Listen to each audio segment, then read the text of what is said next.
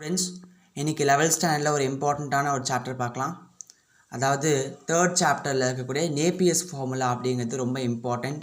எதுக்காக நான் நேப்பியர்ஸ் ஃபார்முலா இவ்வளோ இம்பார்ட்டன்ட் சொல்கிறேன் அப்படின்னா, நேப்பியர்ஸ் ஃபார்முலாவை நீங்கள் வந்து குவார்ட்டர்லிக்கும் ஆஃப் இயர்லிக்கும் நீங்கள் எக்ஸ்பெக்ட் பண்ணலாம். ஏன்னா அது ஒரு டாப் மோஸ்ட் இம்பார்ட்டண்ட்டான ஒரு 5 மார்க். கண்டிப்பாக நேப்பியர்ஸ் ஃபார்முலா குவார்ட்டர்லிக்கு நீங்கள் எக்ஸ்பெக்ட் பண்ணலாம். ஏன் குவார்ட்டர்லிக்கு எக்ஸ்பெக்ட் பண்ணலான்னு சொல்கிறேன்னா, 3rd சாப்டரில் ஆல்மோஸ்ட் எல்லா 5 மார்க்ஸ் இருந்தாலும் இந்த நேப்பியர்ஸ் ஃபார்முலா நமக்கு ரொம்ப இம்பார்ட்டன்ட்ப்பா. நேப்பியர்ஸ் ஃபார்முலா அப்படிங்கிறது நேப்பியர்ஸோட டெரிவேஷன்ஸ் 2 மெத்தடில் கேட்பாங்க. ஒன்று இப்படியே கேட்டுருவாங்க, நேப்பியர்ஸ் ஃபார்முலான்னு கேட்பாங்க. அப்படி இல்லைன்னா நேப்பியர்ஸ் தியரம்னு கேட்பாங்க. நீங்கள் கொலாப்ஸ் ஆகி என்னடா தியரம் படிக்கவே இல்லையே, அப்போ நேப்பியர்ஸ் ஃபார்முலா இது இல்லை அப்படின்னு சொல்லிட்டிங்கன்னா நமக்கு 5 மார்க்ஸ் போயிடும். ஸோ நேப்பியர்ஸ் ஃபார்முலாவாக இருந்தாலும் நேப்பியர்ஸ் தியரமாக இருந்தாலும் ரெண்டுமே ஒன்று தான்.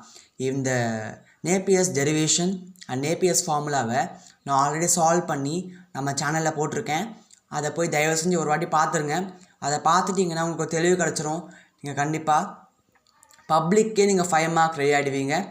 குவார்ட்டர்லியில் நீங்கள் கண்டிப்பாக இந்த 5 மார்க் அட்டன் பண்ணலாம். ஸோ ஈஸியாக அட்டன் பண்ணலாம். ஸோ தயவு செஞ்சு உங்களுக்கு மேக்ஸில் 5 மார்க் வேணும் அப்படின்னா தயவு செஞ்சு இந்த நேப்பியர்ஸ் ஃபார்முலா நம்ம சால்வ் பண்ணி போட்டிருக்கோம். அதை தயவு செஞ்சு போய் பாருங்கள். It's my humble request. அதை பார்த்த உடனே நீங்கள் சப்ஸ்கிரைப் பண்ணலான்னு பரவாயில்ல, தயவு செஞ்சு ஒரே ஒரு லைக் போடுங்க. ஏன்னா உங்களை மாதிரி பசங்களுக்கு இந்த நேப்பியர்ஸ் ஃபார்முலா போச்சுன்னா அவங்க பாஸ் ஆகிறதுக்கு ரொம்ப யூஸ்ஃபுல்லாக இருக்கும்.